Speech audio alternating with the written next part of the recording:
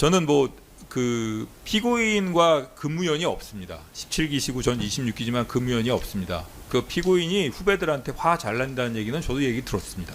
하지만은 저한테는 한 번도 화를 내신 적이 없어요.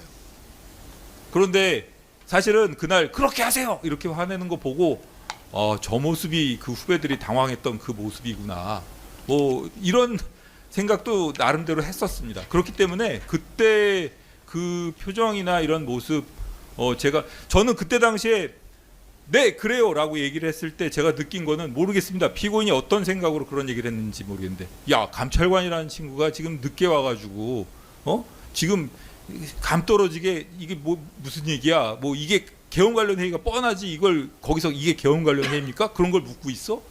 그리고 왜 내가 지금 이 중요한 얘기하고 있는데 말을 끊고 윗사람 말을 끊고 방해를 하는 거야? 이런 표정으로밖에 받아들일 수가 없었습니다. 그렇기 때문에 제가 느꼈던 뭐 그 감정은 뭐 어차피 제가 느낀 거기 때문에 사실은 저는 거기서 하고 싶었던 얘기가 있거든요. 하고 싶었던 얘기가 사실은 이게 개헌 관련 회의입니까? 라고 묻는 게 제가 몰라서 물었겠습니까? 지금 이렇게 열띠게 회의를 하시는데 이게 과연 정상적인 겁니까? 만약의 경우에 제가 장관이었고 문제의식이 있었더라면 저라면 그렇게 했을 것 같습니다. 감찰관 늦게 와가지고 무슨 소리를 하는 거예요. 나도 지금 이 상황이 무슨 상황인지 모르겠어. 도대체 그러니까 앉아가지고 우리 한번 이 상황에서 우리가 어떻게 해야 될지 좀 논의를 해봅시다 라고 야라도 얘기를 했어야 되는데 전혀 그런 거 없었거든요. 그리고 나서 제가 화가 나서 문 열고 두 번째 들어갈 수밖에 없었던 것은 5분 동안 어떻게 보면 제가 천천히 일부러 사직서를 썼는지 모르겠어요. 그리고 거기 있는 사람들하고 일부러 오랫동안 악수를 하고 있었는지도 모르겠어요. 좀 생각을 해보라는 겁니다. 계속 이 회의를 해야 될지에 대해서. 제가 말은 안 했지만 일종의 항의라고 볼 수도 있는 겁니다. 그런데 끝까지 거기서 한 사람도 안 나오잖아요. 한 사람도 제가 거기서까지 개헌 관련 회의니까 묻고 나왔으면 누군가가 나올 수도 있는 상황이고 뭔가 웅성거릴 수도 있는 상황인데 분명히 그 회의를 장악하고 있었으니까 한 명도 못 나오는 거 아니겠습니까? 제가 그래서 화가 나갖고 다시 문 열고 들어간 겁니다. 계속 이렇게 회의할 거냐고. 어떻게 보면 제가 그런 말을 직접적으로 하진 않았지만 그 상황에서 저는 그 말을 하고 싶었던 겁니다. 제가 어떻게 보면 후회되기도 합니다. 그 상황에서 계속 이런 회의 하실 거냐고. 이거는 적절치 않다고. 이게 수십 년이 지나고 나서 나중에 어떻게 책임질 거냐고. 이런 말을 했어야 되는데 그 말을 못한 게 제가 보기에는 장관한테 미안한 점 중에 하나입니다. 그거 말고는 전 장관한테 미안한 거 하나도 없고요. 오히려 서운합니다. 제가 조서 말미에도 뭐라고 적었던 것 같은데 서운합니다. 그 자리에서 그 수많은 법무부 간부들한테 용산에서 딱 끊고 본인이 들어왔어야지 그걸 법무부까지 끌고 들어와가지고 거기서 앉아가지고 내가 어떻게 해야 될지 그런 모습으로 회의를 주재하고 있습니까? 저라면 창피해서라도 회의 주재 못합니다. 이 증인 비상간부 회의 이후에 다른 실국장으로부터 간부회의 당시 피고인이 계엄령 선포에 따라 각 부서에서 할 일이 무엇인지 물어보았다는 말 들으셨죠? 저는 그 나중에 그날 무슨 일이 있었는지 이런저런 얘기 전화를 저도 나름대로 전화를 해보긴 했습니다만 거기 참석했던 간부들 입장이 다 다르기 때문에 제가 그런 거 물어보는 거 치사하다고 생각해가지고 그날 회의에서 무슨 일이 있었는지 이런 얘기 자세하게 안 물어봤습니다. 그러니까 자세히 알지는 못합니다. 증인 2025년 1월 3일 검찰 조사 시 다른 실국장으로부터 피고인이 계엄령 선포에 따라 각 부서에서 할 일이 무엇인지 물어봤다고 들었으나 누구로부터 들었는지 말하기는 불편하다고 진술하셨는데 오늘 사실대로 말씀해 주실 수 있나요? 누구로부터 들으셨는지. 다시 한번 그 부분 말 좀 읽어주시겠습니까? 예, 증인 검찰 조사 시에 다른 실국장으로부터 피고인이 계엄령 선포에 따라 각 부서에서 할 일이 무엇인지 물어본 것을 들었다고 말씀하셨어요. 네. 그런데 누구로부터 들었는지 말하기는 그 사람 입장도 있고 해서 불편하다고 말씀하셨는데 오늘 말씀해 주실 수 있나요? 그거는 증인 중에 한 사람입니다만 그 실국장 회의고 이번 증인으로 채택된 사람 중에 한 사람입니다만 제가 말씀드리는 건 적절치 않아 보입니다. 네. 다음 질문. 예, 다음 질문 하겠습니다. 증인 수사기관 및 언론 인터뷰에서 피고인 박성재가 비상계엄 선포와 포고령 발령이 위헌 위법하다는 것을 충분히 인식했음에도 법무부 비상간부 회의를 소집하고 비상계엄을 수행하기 위한 중요 임무에 종사했다고 진술하셨어요. 그렇게 판단하신 이유는 무엇인가요? 재판장님, 이 부분 질문은 정인의 경험만 가려 정인의 의견을 묻는 것이기 때문에 적절치 않은 것 같습니다.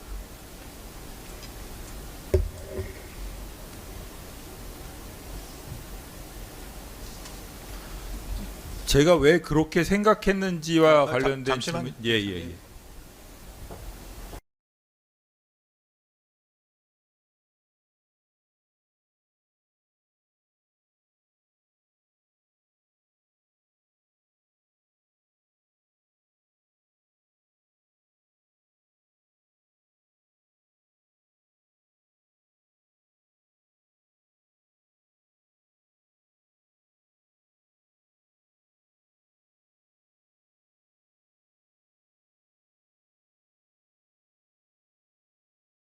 네, 그 이제 기본적으로 정인 생각을 묻는 거긴 한데 그런 생각에 구체적인 근거가 있으면은 근거에 대해서는 저희가 들어볼 필요는 있는 것 같습니다. 그러니까 이렇게 진술한 구체적인 근거가 있습니까? 그렇게 제가 그렇게 진술한 이유를 말씀드리자면, 저는 뭐 그때 당시에 포고령이라든가 계엄 선포문이라든가 계엄 선포 방송이라든가 이런 것밖에 볼 수 있는, 그러니까 그런 걸 통해서 실체적인 요건이 제대로 갖춰져 있지 않다라는 생각은 확실히 하게 됐습니다.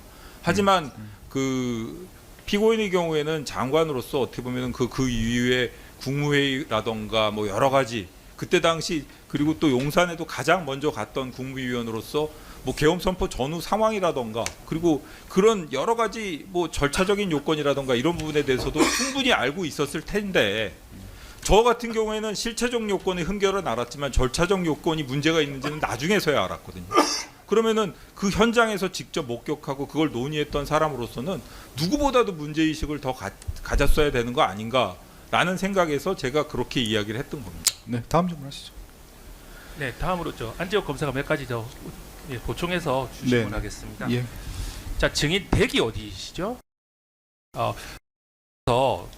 이렇게 자정 시간에, 자정에 가까운 시간에 법무부까지 출근하시려면 차로 시간이 어느 정도 걸립니까? 그게 아주 짧게 걸릴 때는 한 35분 그 정도면 됩니다. 그리고 보통 통상적으로는 40분에서 45분 정도 걸리고요. 아주 빨리 올 때 뭐 전혀 막히지 않고 저 우면산 터널 통과하면 한 30분 안쪽으로 끊을 수도 있습니다. 그러니까 이 사건 당시에는 12월 3일 거의 자정경이었는데 네. 출근 시간이 얼마나 걸렸는지 혹시 기억나신가요? 제가 한 40분 정도, 40분 넘게 걸렸을 겁니다. 왜냐하면 제가 그날 운전을 좀 차분히 하고 있었는데다가 밤에 제가 한쪽 눈이 나쁘고 그래가지고 밤에 안경을 쓰고 운전을 하는데 그날 안경을 못 썼습니다. 그래가지고 차분하게 운전하고 있었고 그렇기 때문에 잘 기억이 나지 않아요. 뭐 한 40분, 45분 이 정도 걸렸던 것 같습니다. 네, 제가 이 질문을 드리는 게 아까 증인께서 그 검사의 질문에 대답하실 때 법무부 도착한 시간이 11시 45분에는 50분이라고 하셨는데 네. 실제 그 증인의 그 법무부 출입 패스상으로 출근한 시간은 12월 4일 00시 05분으로 확인되거든요. 아, 그렇습니까? 네. 그래서 여쭤보는 겁니다. 네. 그럼 시간상에 약간 오류가 있었던 네, 거예요? 그건 오류가 있는 것 같습니다. 예. 저도 뭐 제가 사실 그날 하도 경황이 없어서 제가 집에서 몇 시에 나왔는지 이런 거 자체를 기억을 못 합니다. 네. 예. 어쨌든 증인 기억에 출근할 때 아드님이 영장 없이 체포한다는데 조심하라는 식으로 만류했다는 건 확실히 기억나요? 예, 그건 확실히 기억납니다. 아빠 영장 없이 체포한다는데 가시지 말라고 그러면서 애 엄마한테 전화를 했으니까요. 네, 그 포고령이 연합뉴스 속보 기준으로 23시 26분에 처음 언론에 공개가 됐습니다. 그러면은 제가 그 직후에 그러면 나왔다는 얘기인 것 같습니다. 예, 집에서. 포고령 선포 직후 나오셔서 네네. 00시 05분경, 그러니까 다음 날 자정 5분경에 도착하신 걸로 정리하면 네, 객관적인 사정이 맞나요? 네네, 한 39분 정도 걸린 거네요. 예. 자, 그리고 증인께서 사직서에 네. 이례적으로 시간까지 표시하셨잖아요. 네. 00시 09분인 경이라고. 네네. 그리고 5분 뒤에 다시 2차로 그 회의실에 들어가셨다고 했습니다. 네네. 자, 그럼 00시 09분 경이 그 2차로 들어갔을 때 시간입니까? 아니면 1차로 나왔을 때 시간입니까? 2차로 들어가기 직전입니다.